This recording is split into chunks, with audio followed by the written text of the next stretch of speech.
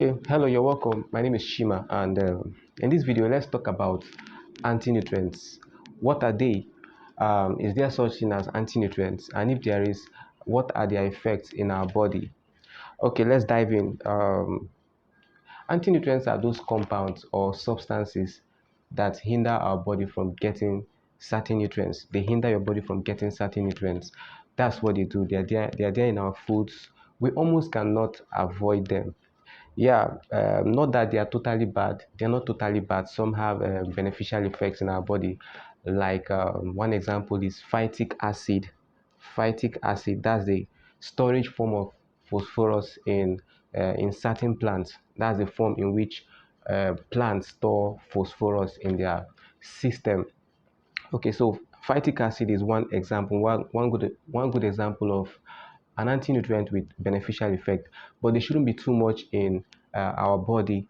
They should be reduced. So some processing methods can help reduce anti-nutrients. So we are going to talk about them subsequently in this video. So make sure you watch until the end.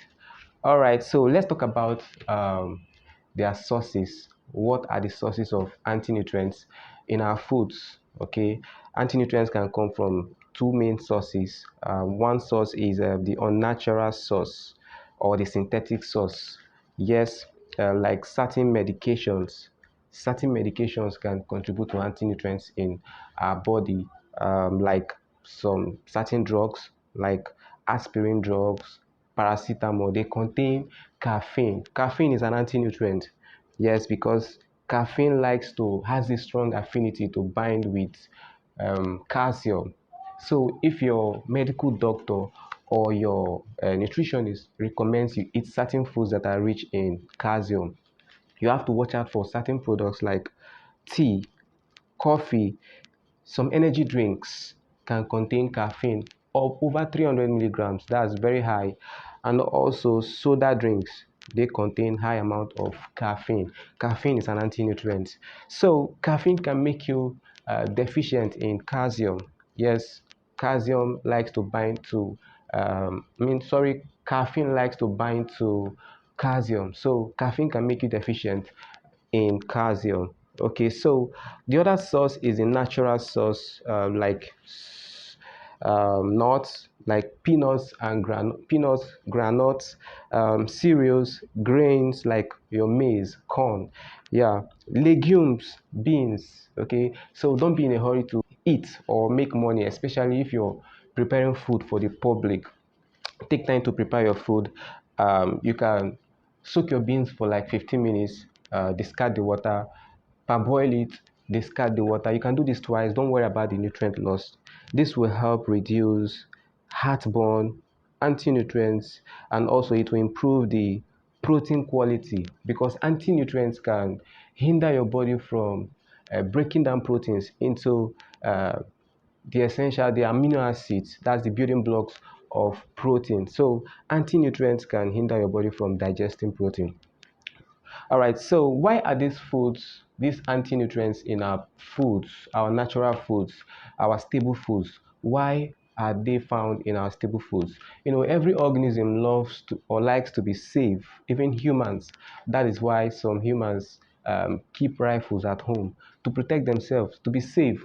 So also these plants, they like to be safe. So these anti-nutrients in plants, they serve as defense mechanism against pests, diseases, natural predators like animals, and also humans.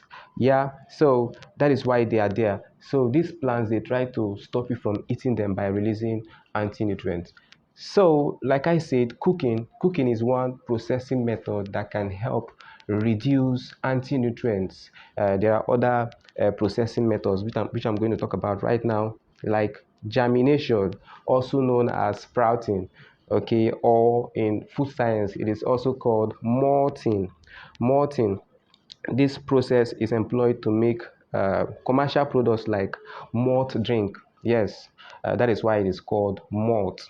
All right, so germination or sprouting, where the grains or seeds are spread out on the surface and then allowed for some days to sprout a bit. So there is a biochemical reaction that goes on within that period, which breaks down anti-nutrients. Okay, and also this sprouting process is also employed to make local products like brukutu. Okay, it's a product made from the combination of guinea corn and millet. So germination, sprouting is also part of the production of brukutu and more to drink. All right, so another one is fermentation. Fermentation, very important processing method, which is used in making products like gari, fufu, and also cassava flour. Okay, so fermentation helps to reduce cyanogenic glycoside, which is very toxic in high doses. So fermentation reduces cyanide. Okay, there are situations in Venezuela where some persons actually died after consuming raw cassava. Yeah, because of cyanide intoxication. Yeah, in Venezuela, caused by food shortage in that country. I hope everything is okay now, Venezuela. So, all right, so fermentation helps reduce anti-nutrients in products like cassava, raw cassava, processing it into gari or fufu or cassava flour. So that's why I said don't be in a hurry to make money. If you're making gari or other products from cassava, you have to take time to process your cassava, because some cassava varieties are very high in anti-nutrients and also toxins. So fermentation can help reduce them. All right, so another processing method is turning into flour, like making your soya bean flour. Okay, if you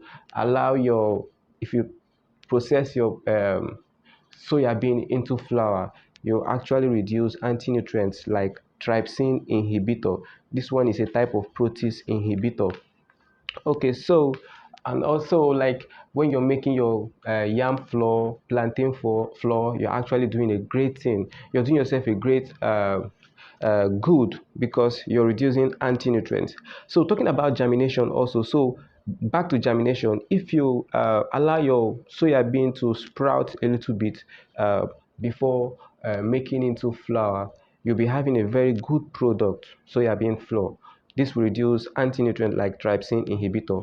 All right, so phytic acid, oxalate, which is one cause of kidney stone, lectins, tannins, and also protease inhibitor. This one is very complex. One example is trypsin inhibitor. This one hinders the breakdown of protein into amino acid. All right, so that is it. I would like to hear from you. How was this helpful? Okay, put it in the comment. I would like to hear from you. Make sure you share this video, like and subscribe. See you in my next video. Thank you.